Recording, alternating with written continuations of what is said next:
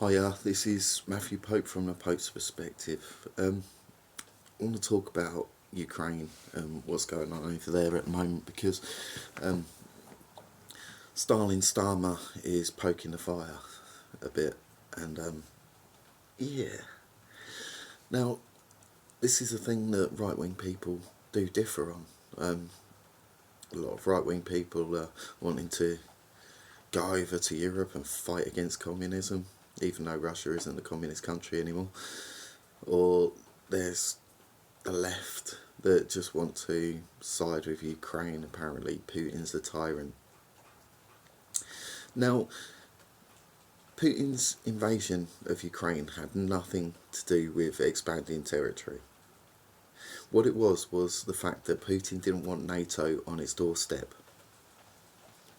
Right, so Ukraine's at a border with Russia. So that would mean that NATO was encroaching on Russia's territory. Now, some of you have, I've had this debate with people online and they've said about Finland. Well, Finland joined NATO in 2023, last year. Russia's invasion of Ukraine started in 2022. So Finland wasn't even a part of NATO when this invasion happened. But Ukraine was talking about joining NATO. They were setting up in agreements of becoming part of NATO. Now, a lot of you probably don't remember because not a lot of people have even heard of Ukraine before this war. But back in the 90s, Ukraine was known as the epicenter within Europe for child trafficking and human trafficking. It has been known as one of the most corrupt countries in all of Europe. And then they elect a comedian to lead them, and Zelensky.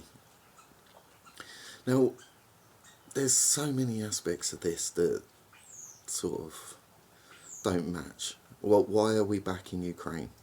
For a start, we've now got to the point in the world where we can't just not want a war, or can't not like either side. If you support one side, then you hate the other.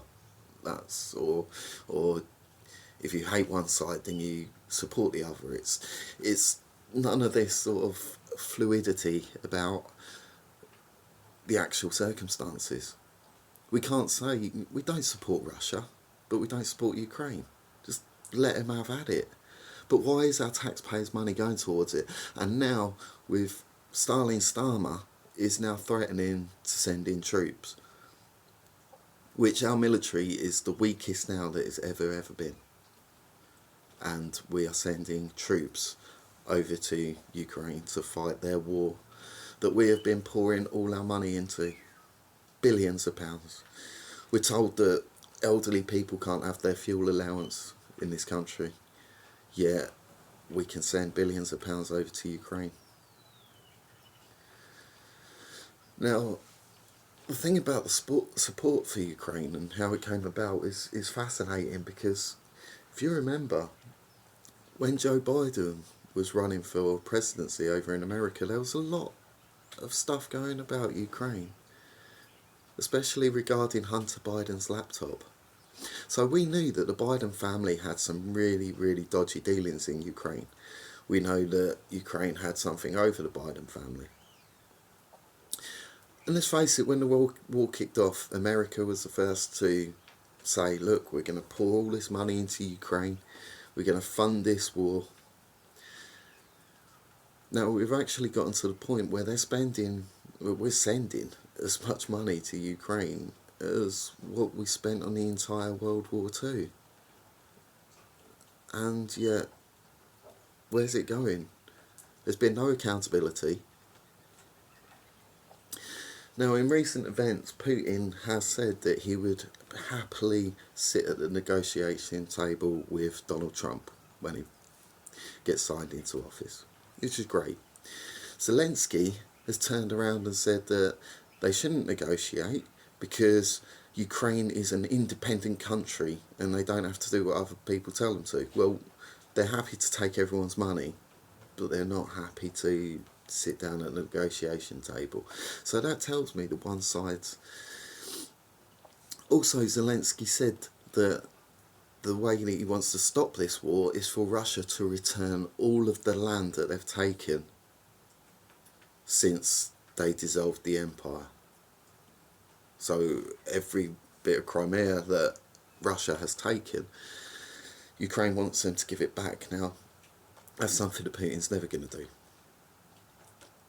So by Zelensky saying that, he's basically said that the war will continue indefinitely. Now, if I was at the negotiation table and I was, say, Donald Trump or some mediator, I would say, Russia, you take the land that you've already got, the land that you've taken during this war, you will retreat your troops from the border,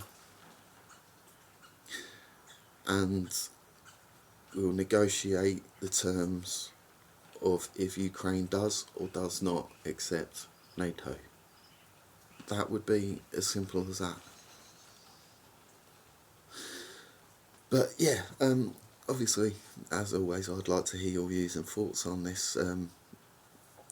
It just makes no sense as to why everyone in the world is supporting Ukraine instead of just letting them get on with it. There's wars all over the world that don't even make it into the media in the Western society. We don't have to interfere within every single war. But this is speculation, but it's coming from a lot of based evidence. Back in the 90s, Ukraine was heavily involved in child trafficking.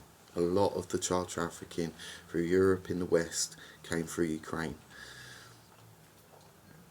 And Joe Biden and the Biden family have been known to be corrupt, to have tendencies that are immoral, and I truly think that the funding of Ukraine came from America because of something that the Biden family are trying to cover up. I'd like to hear your thoughts on all this, and do you think that Stalin Starmer is going to send troops? Do you think he's going to call up on civilians to go over there and fight?